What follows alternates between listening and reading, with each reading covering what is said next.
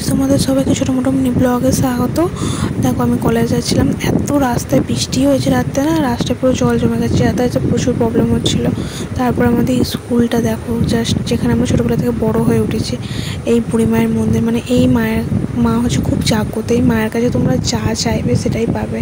কারণ আমি অনেক কিছু চেয়ে দেখেছি, কাজ মানে মা সেটা দিয়েওছে। আর কোনো কাজে যাওয়া, ভালো শুভ কাজে যাওয়ার সময় মাকে জানিয়ে যাবে, তখন দেখবে সব আশা কামনা পূর্ণ হবে। পাশে রয়েছে মহাদেবের মন্দির, একদম স্বয়ং মহাদেব।